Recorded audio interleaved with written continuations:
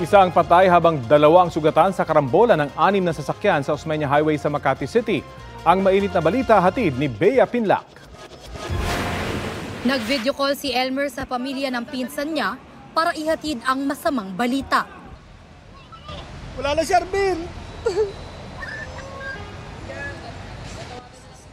Isa ang kumpirmadong patay at hindi bababa sa 2 ang sugatan sa karambola ng 6 na sasakyan dito sa Osmeña Highway.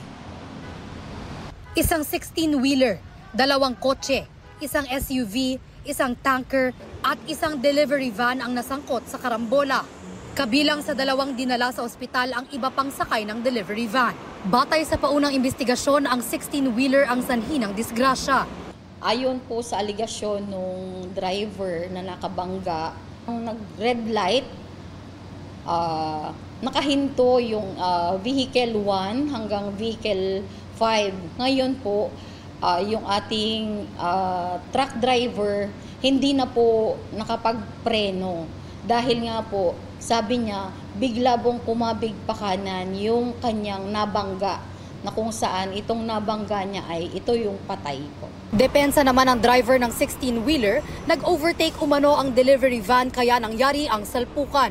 Pero kung hindi po niya ako kinati, hindi ko po siya mababangga. Pagkat po niya sa akin, bigla po siyang preno.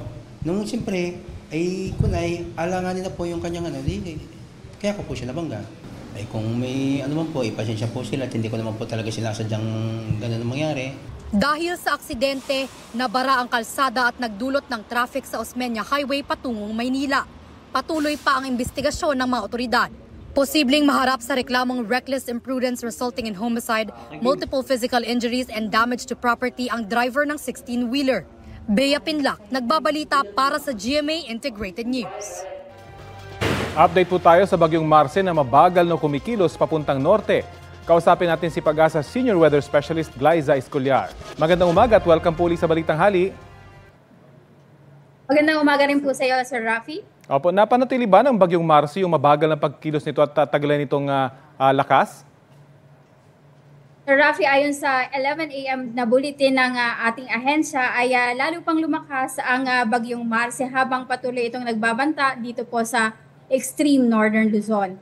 Huling namata nito 305 km silangan ng Tuguegarao City sa Cagayan or 315 km silangan ng Apari, Cagayan. Taglay na ngayon ito ang lakas na hangin na 150 km per hour malapit sa gitna at bugsong aabot naman hanggang 185 km per hour. Inaasahang kikilos po ito ng napakabagal dito po sa west-northwestward po. Bakit po kaya bumagal yung galaw ng bagyong Marce? Ngayon po ay walang tumutulong na high pressure area po sa bagyo para ito ay kumilos kaya sariling kakayahan po niya ang nagpapausad sa kanya sa ngayon. So kung mabagal po ito, mas matindi yung magiging pag-ulan dun sa mga lugar na inaabot nitong rain band ng bagyo. Tama po yan, Sir Rafi. So yung ating mga kababayan, itong pagkilos po ng bagyo ay medyo nakakabahala po kasi kung ang tansya po natin ay magkakaroon ng malalakas na mga pag-ulan dito po sa areas po kung saan po tayo nagpalabas ng weather advisory, ay inaasahan po natin habang bumabagal po ang bagyo ay lalong tumatagal po ang epekto po nito sa mga areas na maapektuhan ng ulan pati po ng hangin. Sa pilitan ng paglikas sa ilang residente, partikular sa Cagayan, sa mga lugar pa ba inaasang malakas yung magiging pag-ulan? Ngayon po hanggang bukas inaasahan po na matinding mga pag-ulan po ang inaasahan dito po sa Cagayan at katamtaman hanggang sa malakas naman po sa Batanes, Isabela at Aurora.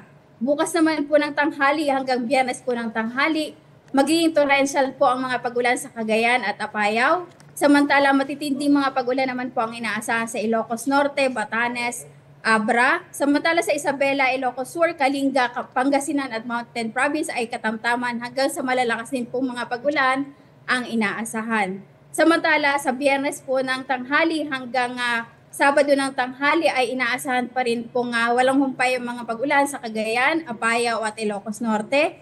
Matindi pa rin po ang mga pag-ulan sa Ilocos Sur, Abra at Batanes at katamtaman hanggang sa malakas naman ang mga pag-ulan sa Kalinga, La Union, Pangasinan, Benguet at Mountain Province. Kung mapapansin po natin, ito yung mga areas kung saan direktang maapektuhan din po ng hangin ng Bagyong Mars. So yun po yung peligro, no, yung torrential rains. Ano ba pag sinabing torrential? Gaano kadami yung dalang ulan nito? Inaasahan po natin na more than 200 millimeters. Pero may mga areas po kasi tayo sa Cagayan, yung mga extreme rainfall po nila ay umaabot po ng hanggang 300 to 400 po. Climatological record po ito. So may mga instance na po dito sa may Apari at dito po sa may Tuguegarao na umabot na po ng 300 to 400 millimeter po ang ulan nila sa isang araw. And since saturated na po yung lupa dahil sa mga nagdaang mga bagyo, tiyak po ang landslide. Opo, nagpapalabas din po ang MGB, part po siya ng DNR, nagpapalabas din po sila ng warning tungkol po sa banta po ng landslide. So, bisitahin din po nila yung website at mga social media account po ng MGB para po sa landslide warning po. Ang pinakamahalaga ay tumugon kapag ka nagpa-evacuate na yung mga LGU. Maraming salamat sa oras na ibinahagi niyo po sa Balitang Hali. Maraming salamat din po Sir Rafi. Pag-asa Senior Weather Specialist Glyza Escollar. Ito ang GMA Regional TV News. Sinaklolohan ng isang batang lalaki dito sa Cebu City matapos matusok ng bakal na bakod ang kanyang braso. Sa isang universidad naman, dito pa rin sa Cebu City, 18 estudyante ang nasagip matapos silang matrap sa loob ng elevator. Ang mainit na balita hatid ni Alan Domingo ng GMA Regional TV. Isa-isang inalalayan palabas sa elevator na yan ang aabot sa 18 estudyante ng isang university sa Cebu City. Nagkaabire umano ang elevator kaya na-trap sa loob ang mga estudyante. Base sa investigasyon ng Bureau of Fire Protection Rescue Force, galing sa 5th floor ang elevator at sakay ang 18 estudyante. Pagdating sa ground floor, hindi bumukas ang pintuan ng elevator. Overloading to siya, sir. Kuan ito kanang usado sa mga lapses sa kuan sa eskwelahan, posibleng way nakabantay ato, overload to ang 18 katawo nga nasa sulod sa maong elevator. Napag-alaman ng BFP na 10 tao lang ang capacity ng elevator. Sa pilitang binuksan ng rescuers ang elevator at ligtas na ilabas ang masakay matapos matrap ng nasa 20 minuto. Unang-una, we need to stay calm, no? It's important not to panic, kay kung magpanik ta, mautdan dayon taog hangin. Posible nga makulaps ta. Kaduha, press the alarm button. Doon naman yung mga alarm button ang matag elevator. Ato nang i-press ka na para makatabang taog makapangayon at tabang. Pinuntahan ng GMA Regional TV ang eskwelahan pero wala umano ang direktor na italagang humarap sa media. Hindi rin siya sumagot sa tawag at text messages. Agad na sinakluluhan ng mga tauhan ng rescue teams sa barangay Calamba sa Cebu City ang isang batang lalaki matapos matusok ang kaliwang braso sa bakal na bakod.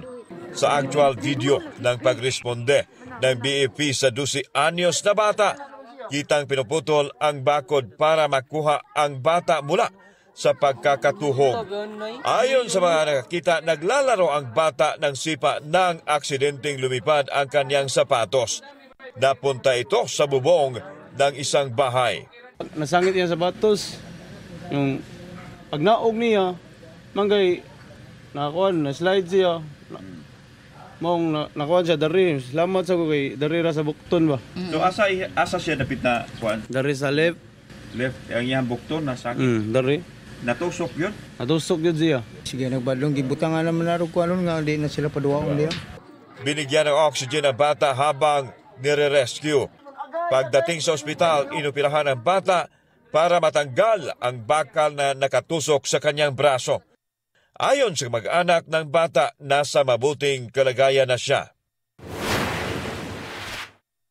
Patay matapos makuryente ang isang babae habang nanunungkit ng mangga sa Butuan, Agusan del Norte. Batay sa investigasyon, inutusan ng may-ari ng puno ng mangga ang biktima na kunin na ang mga bunga. Sumagi ang bakal na panungkit sa primary tension line sa poste ng kuryente. Nagtamo ng matinding paso at lapnos sa katawan ang biktima na idineklarang dead on arrival sa ospital. Hindi na nagpa-interview sa media ang may-ari ng puno ng mangga. Alan Domingo ng GMA Regional TV, nagbabalita para sa GMA Integrated News. Mga mare, after ng bonggang disco transformation sa Opulence Ball, may chika si Balota star Sasa Girl. Hi! Welcome back! Ang reveal ni Mima, nagbalik na ang one-seat apart teeth niya na iconic para sa kanyang mga nakshi. Naging usap-usapan kasi ang picture-perfect smile ni Sasa sa Opulence Ball dahil missing ang kanyang one-seat apart na ngipin. Biro ni Sasa Girl, temporarily closed daw yon for the holidays. Ready for Vietnam na ang pambato ng Pilipinas sa Mr. World 2024 na si Kirk Bondad. All smile sa kanyang flight si Kirk, suot ang kanyang white tailor-made barong. Present din doon ang kanyang nanay at girlfriend. Kwento ni Kirk, confident siyang maiuuwi ang titulo sa Coronation Night sa November 23 lalo na't naging puspusan ang kanyang trainings.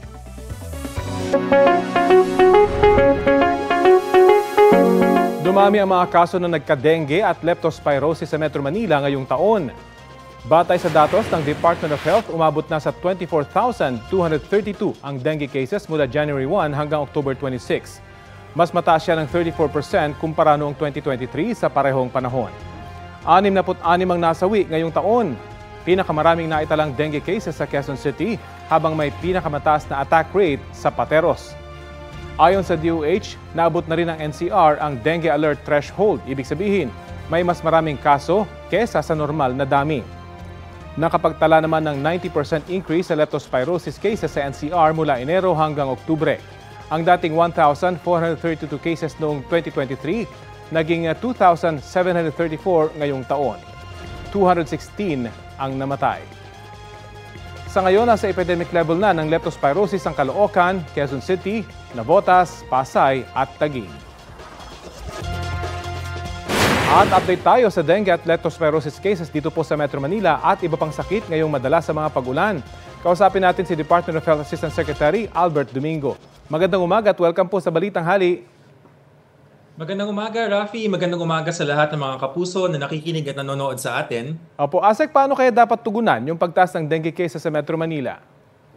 Rafi, ang pagtaas ng dengue ay dahil sa pagdami ng lamok at ang pagdaming lamok ay dahil sa tubig na naiipon sa paligid. Ang pinakahuling datos na inirelease ng ating regional office sa Metro Manila ay tugon na rin sa nangyayari na pag-ipon ng tubig dahil sa mga bagyo ni Christine, si Leon at ngayon alam natin may isa pang bagyo, no? Si bagyong Marce na dumadaan sa ating bansa. Kapag dumadami po ang naiipon na tubig sa paligid natin, dadami ang lamok, dadami ang kitikite, yan yung nagdadala ng dengue sa atin. Kung ang tugon ang hinahanap, ang tugon dito ay ang ating kalinisan at siguraduhin na wala pong naiipon na tubig sa ating paligid. Hanggang ngayon po hindi pa rin natututo yung mga Pinoy kasi matagal nyo nang panawagan yung ganito, hindi ba kapag umuulan tanggalin yung tubig na naiipon sa mga sa kanilang mga lugar para maiwasan yung pagkalat ng dengue?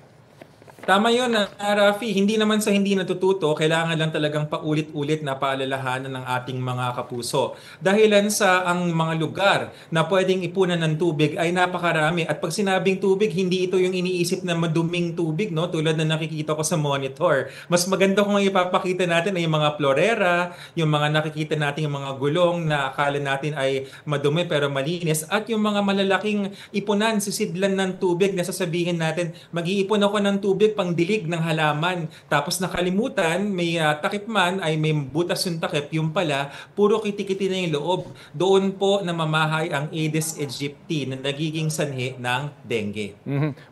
Pagdating naman po sa leptospirosis, ang taas po na 90% increase. Ano pong ginagawa ng DOH dito? Rafi, kailangan bigyan natin ng konteksto. No? Ang pagpalo ng ganun kataas ay sa Metro Manila at sa mga karatig na rehiyon nito. Actually, nationwide, pag tinignan natin yung bilang bumababa siya. Pero hindi ibig sabihin na nagpapahinga ho kami. Ito lamang po ay consistent sa nakita natin na pagdami ng baha. Ayan, nakikita natin sa monitor. No? Yung dami ng baha na nangyari sa ating lugar nung dinaanan tayo. At tayo po ay magmatsyag pa dahil ang simptomas ng leptospirosis ay hindi lumalabas hanggat mga 2 linggo na yung nakalipas. Kung tugon ng ating tatanungin, mahalaga ho talaga ang tugon ay within 1 to 3 days kapag tayo ay nalusong sa baha. Kumonsulta agad sa doktor para hindi na umabot pa sa puntong maospital tayo. At maglinis ng paligid. Maraming salamat po sa oras na ibinahagi niyo sa Balitang Hali. Salamat, Rafi. Si Asek Albert Domingo ng DOH.